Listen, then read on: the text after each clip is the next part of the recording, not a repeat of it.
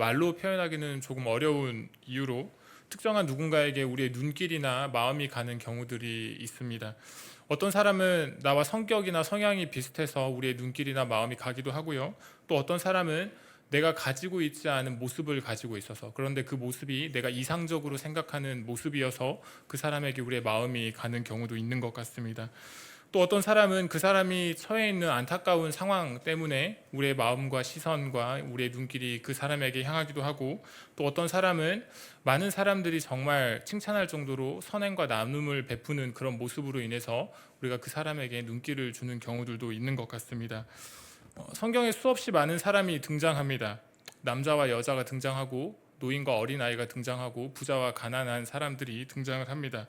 이렇게 성경 속에 등장하는 수많은 사람들 가운데 아마 여러분들에게 특정한 누군가가 여러분들의 눈길과 마음을 사로잡는 사람들이 있을 것입니다. 저에게도 그런 사람들이 있는데, 여러 인물들 가운데 오늘 본문에 등장하는 마리아라고 하는 이 여인이 저의 눈길을 사로잡는 사람 가운데 한 사람입니다. 그래서 저는 오늘 이 여인의 이야기를 오늘 설교의 중심에 두고 저에게 주시는 은혜를 여러분과 함께 나누려고 합니다. 우리에게 잘 알려진 이야기인데 말씀을 여러분과 함께 나누겠습니다. 한 여자가 있었습니다. 그 사람은 마리아라고 하는 사람 이름을 가지고 있는 여자였습니다. 그리고 그 여인에게는 나사로라고 이름하는 오빠가 있었습니다. 그리고 마르다라고 하는 이름의 언니도 있었습니다. 이 마리아와 마르다 그리고 나사로라고 하는 이 남매가 베단이라고 하는 지역에 살고 있었습니다. 이 베단이라고 하는 지역은 예루살렘에서 그렇게 멀리 떨어져 있지 않은 지역이었는데, 예루살렘에서 약 2km 정도 떨어진 곳입니다. 감람산이라고 하는 산을 여러분들이 성경에서 보셨을 텐데, 그 감람산 기슭 동쪽, 남동쪽 기슭에 위치하고 있었다라고 그렇게 불립니다. 감람산은 성경에 꽤 자주 등장합니다. 구약에서도 등장하고 신약에서도 등장하는 산인데요.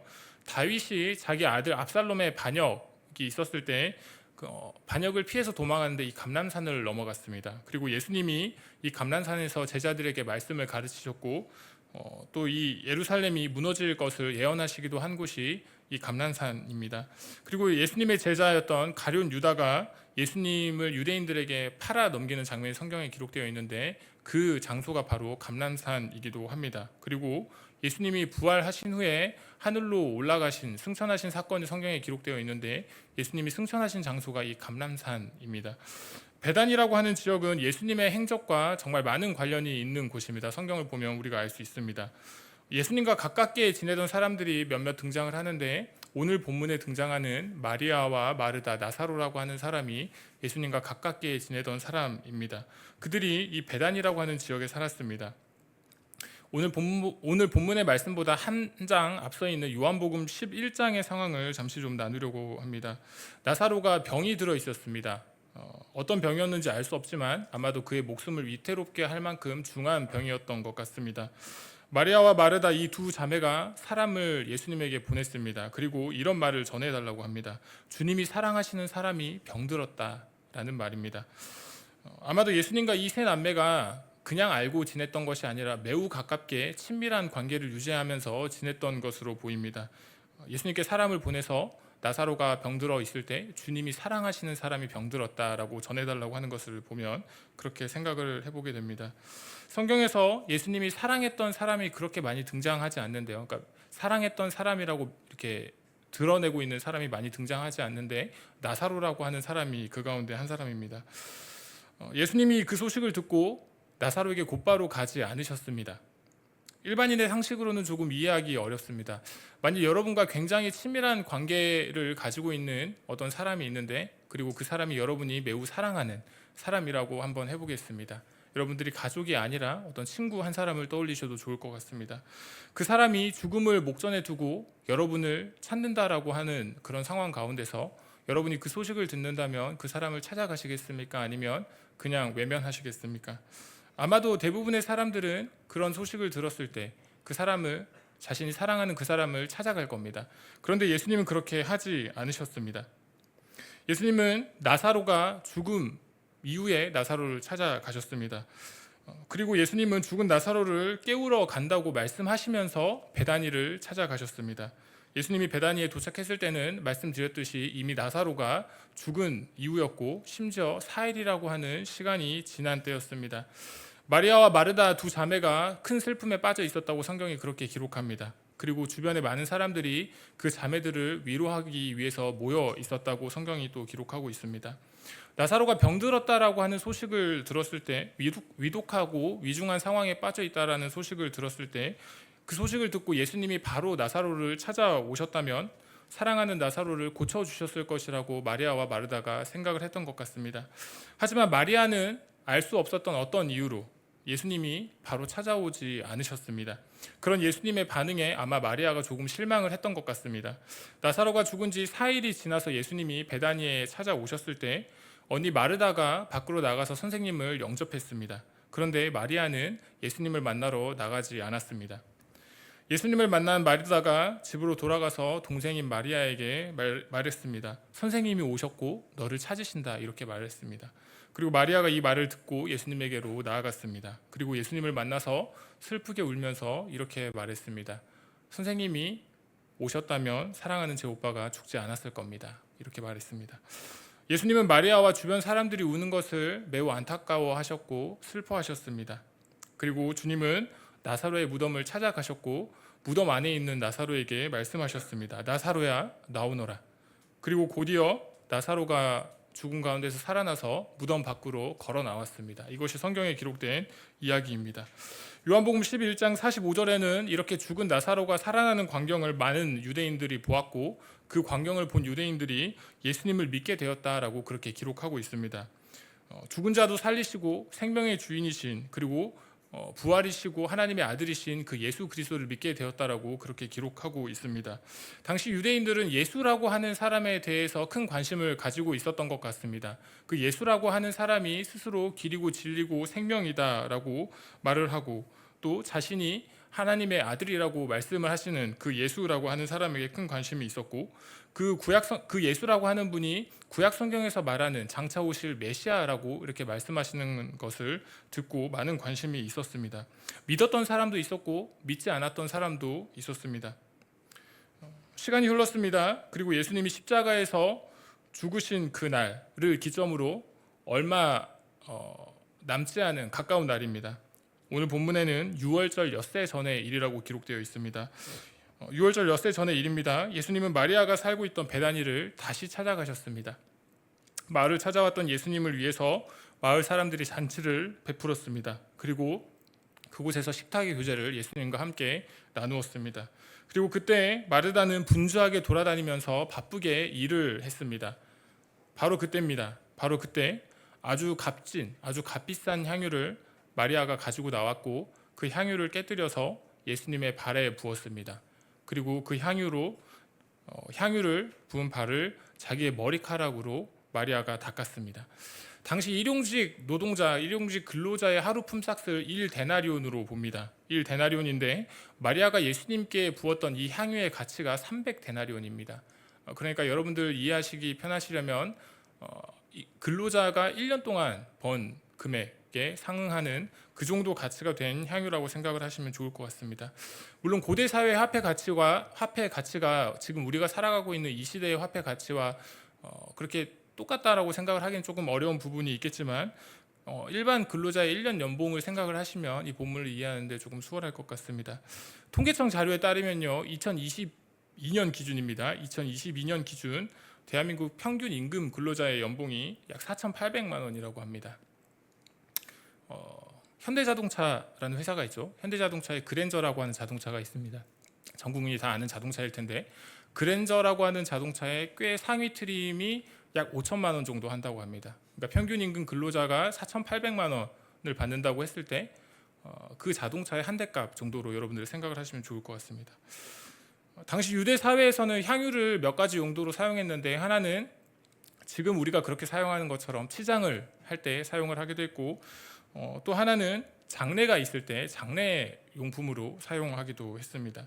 보통의 사람들이라면 하지 않았을 일입니다. 그렇게 값비싼 향유를 깨뜨려서 발을 닦는 일은 보통 사람들이라면 하지 않았을 일입니다.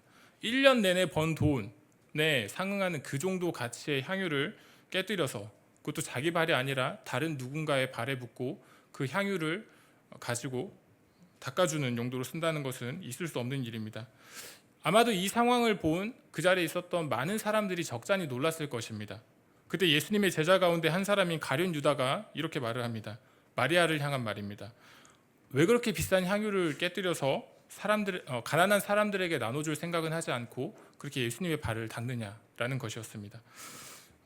어쩌면 그 자리에 있었던 대다수의 사람들이 궁금해할 만한 그런 말이었습니다.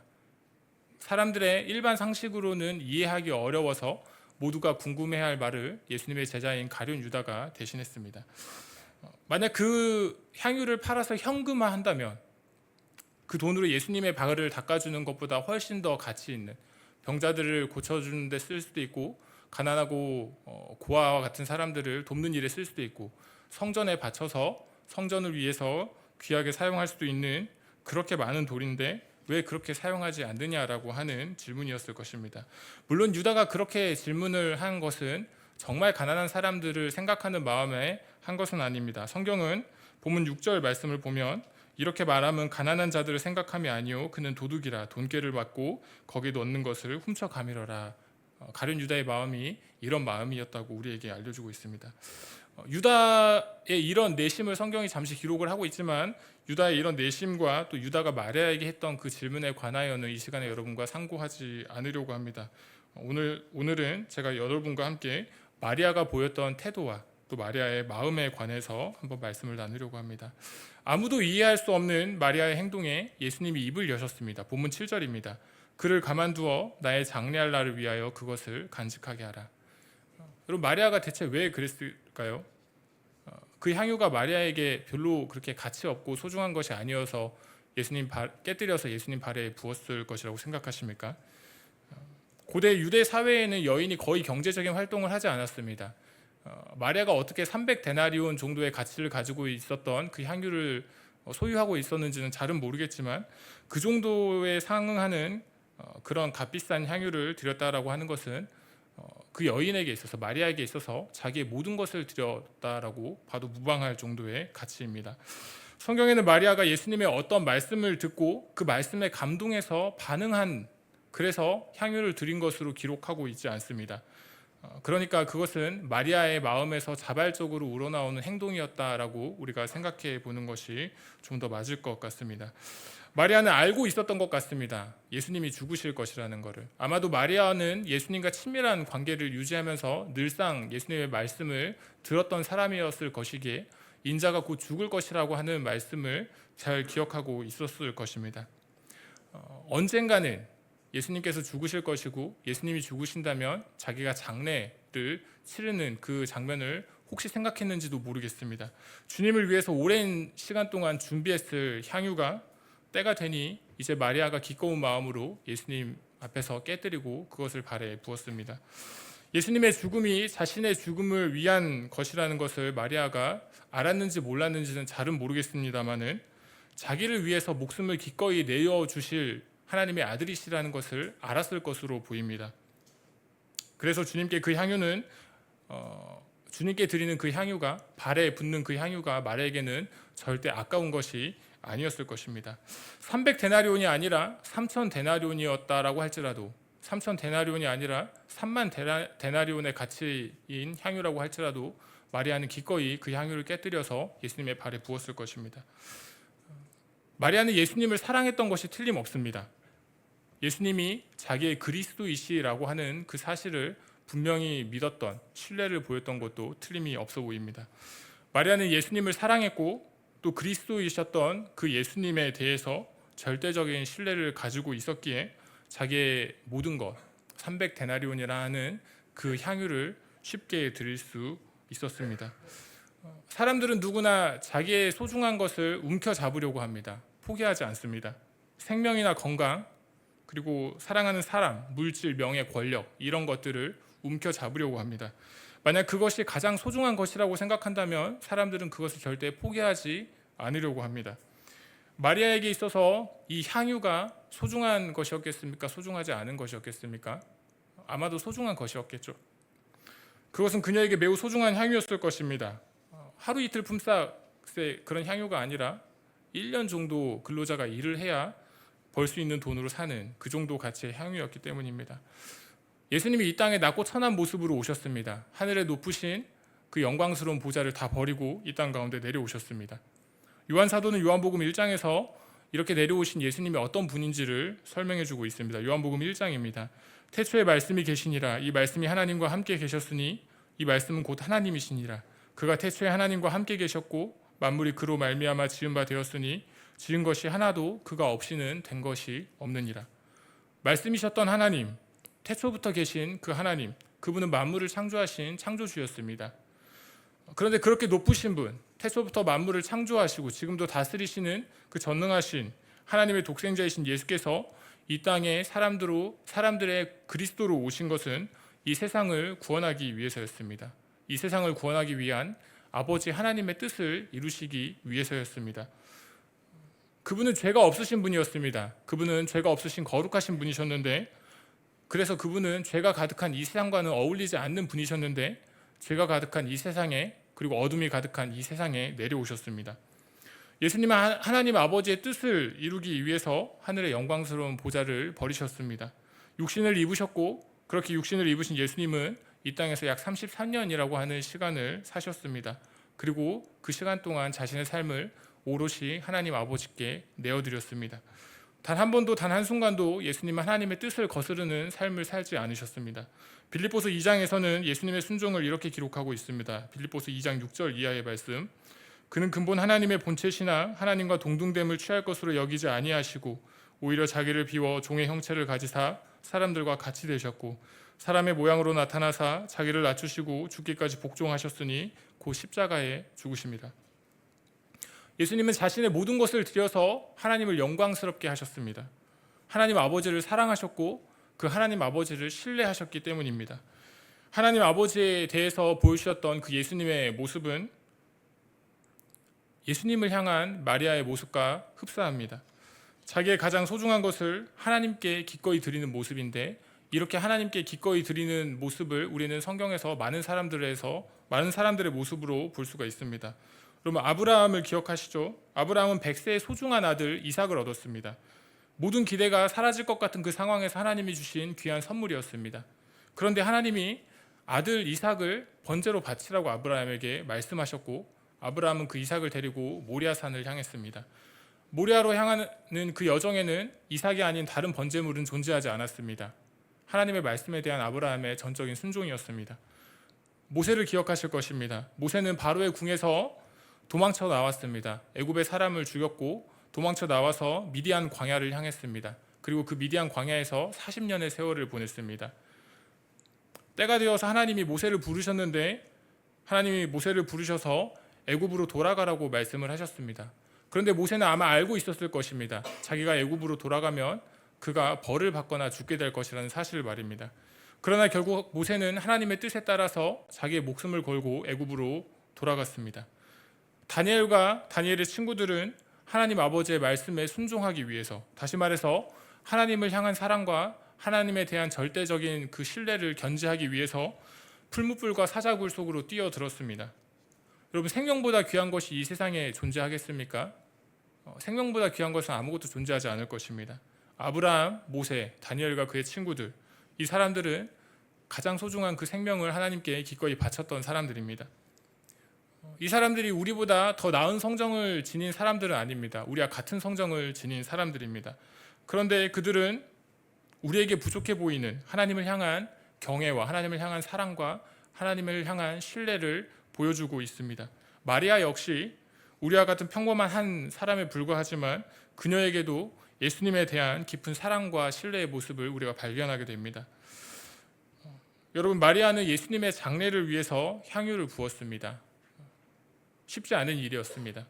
그런데 여러분, 마리아는 그렇게 예수님을 위해서 향유를 부었지만 예수님은 마리아를 위해서 십자가에서 피를 쏟으셨습니다. 예수님 우리를 위해서, 예수님 여러분을 위해서 300데나리온짜리 향유와는 비교할 수 없을 정도로 훨씬 더 가치 있는 피를 쏟아주셨습니다. 이것이 바로 우리가 초점을 맞춰야 하는 결론입니다. 사랑하는 여러분, 여러분에게 십자가라고 하는 것은 어떤 의미가 있습니까? 십자가에서 죽으신 예수님은 여러분의 삶에 어떤 의미로 자리 잡고 있습니까? 혹시 정말로 혹시나 십자가에서 흘리신 그 주님의 피가, 십자가에서 흘리신 그 주님의, 십자가에서 찢기신 그 주님의 살이 성경에 등장하는 그저 그런 이야기 가운데 하나로 여러분에게 자리하고 있지는 않습니까? 우리는 주님의 십자가를 결코 가볍게 여겨서는 안 될 것입니다. 우리를 위해서 십자가에서 쏟으신 그 주님의 피를, 우리를 위해서 찢기신 그 주님의 살을 절대 가볍게 여겨서는 안 될 것입니다. 이 세상에서 그 무엇보다 소중하고 가치 있게 우리 주님의 십자가를 우리가 기억해야 할 것입니다. 그 주님의 십자가를 우리가 기억한다면, 그리고 나아가서 십자가에서 죽으신 주님이 부활하셨다라고 하는 그 사실을 기억한다면, 우리는 낙심할 만한 상황 가운데서 우리의 소망을 주님께로부터 찾을 수 있을 것입니다. 시편 61편을 기록한 사람은 다윗인데요. 이 시편 61편에서 다윗은 자신이 위태로운 상황 가운데 있을 때 전능하신 여호와 하나님이 자신의 소망이 됨을 기록하고 있습니다. 하나님에 대한 절대 신뢰를 보이고 있습니다. 시편 61편 1절 이하의 말씀입니다. 하나님이여 나의 부르짖음을 들으시며 내 기도에 유의하소서. 내 마음이 약해질 때에 땅끝에서부터 주께 부르짖으오리니 나보다 높은 바위에 나를 인도하소서. 주는 나의 피난처시요 원수를 피하는 견고한 망대이심이니이다. 내가 영원한 주의 장막에 머물며 내가 주의 날개 아래로 피하리이다. 사랑하는 여러분, 우리는 살아가면서 이렇게 잠시 시간을 내서 교회에 찾아오고 이렇게 잠시 시간을 내서 예배를 드립니다. 그리고 여러분은 아마 이 예배를 마치면 다시 또 여러분의 삶의 자리로 돌아갈 것입니다. 그런데 그 삶의 자리에서 여러분들이 인생을 살아가다가 수없이 많은 어려움의 순간들을 마주하게 될 텐데, 어떤 상황에서도 여러분을 붙드시는, 자기 백성을 붙드시는 그 하나님을 기억하시기 바랍니다.